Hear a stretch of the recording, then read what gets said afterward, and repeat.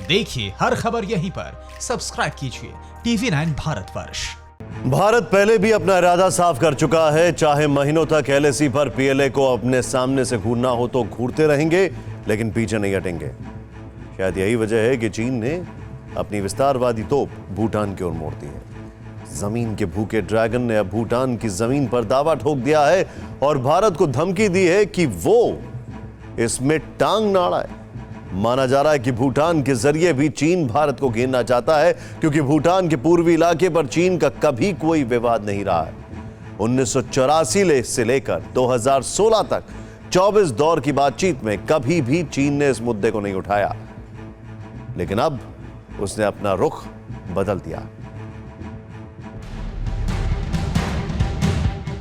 अपने पड़ोसियों के साथ भूमाफिया की तरह बर्ताव करने वाले ड्रैगन की नजर अब भूटान पर है। चीन ने अब पूर्वी भूटान में मौजूद सक्तेंग वाइल्ड लाइफ सेंचुरी यानी वन्य जीव अभयारण्य पर अपना दावा कर दिया है। गौर करने की बात यह है कि भूटान का यह इलाका अरुणाचल प्रदेश की सीमा के करीब है।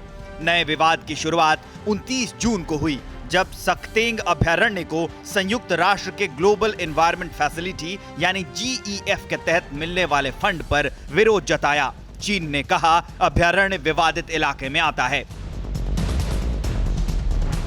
भूटान चीन के साथ अपनी सीमा विवादों को लेकर हमेशा से खामोशी साधे रहा है। चीन के साथ भूटान का किसी तरह का राजनयिक संबंध नहीं है, लेकिन सक्तेंग अभयारण्य को विवाद में घसीटे जाने पर भूटान ने चीन को करारा जवाब दिया।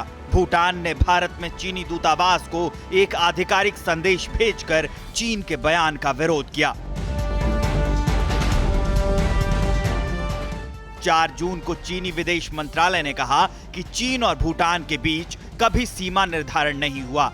देश के पूर्वी, मध्य और पश्चिमी क्षेत्र में लंबे समय से सीमा विवाद चला आ रहा है। हैरानी की बात यह है कि दोनों देशों के बीच पूर्वी इलाके में कभी भी सीमा विवाद को लेकर बातचीत नहीं हुई। चीन और भूटान ने सीमा विवादों पर 1984 से लेकर 2016 के बीच अब तक 24 दौर की बातचीत की है। इस दौरान बातचीत में केवल पश्चिम और मध्य इलाके के विवाद पर चर्चा हुई थी। इससे भी बड़ी बात यह कि सक्तेंग अभयारण्य को पहले भी इस तरह के अनुदान मिलते रहे हैं। 2018 से 19 में भी मिट्टी का कटाव रोकने से जुड़े प्रोजेक्ट्स पर इसे अनुदान मिला था।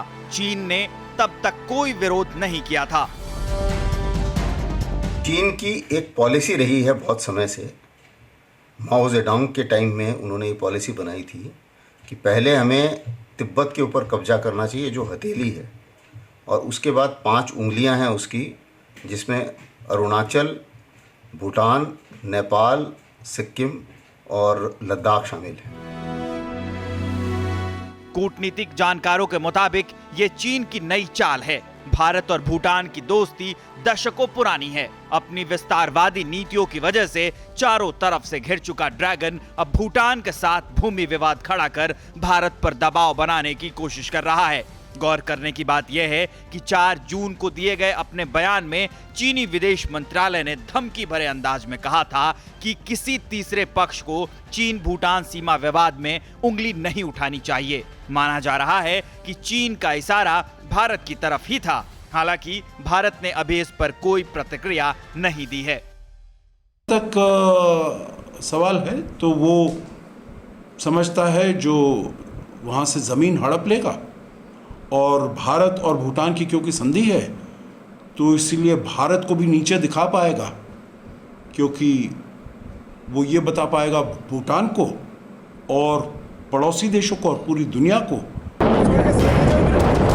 आपको याद होगा डोकलाम विवाद के समय भी चीनी सेना ने भूटान की जमीन पर निर्माण कार्य करने की कोशिश की थी, जिसके कारण भारत और चीन की सेना में टकराव की नौबत आ गई थी।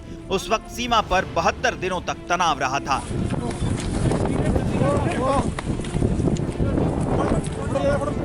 डोकलाम विवाद के बाद भूटान और चीन के बीच किसी तरह की कोई बातचीत नहीं हुई है। जुलाई 2018 में चीन के उप विदेश मंत्री कॉन्ग शाओ भूटान के दौरे पर गए। भूटान के राजा, प्रधानमंत्री और दूसरे अधिकारियों से मुलाकात की, लेकिन दोनों देशों के बीच अब तक 25वीं सीमा वार्ता नहीं हुई है। सक्तेंग वन्यजीव अभयारण्य पर चीन की आपत्ति का जवाब देने के बाद भूटान को उम्मीद थी कि ये विवाद खत्म हो जाएगा, लेकिन चीनी विदेश मंत्रालय के बयान से विवाद और गहरा हो गया है।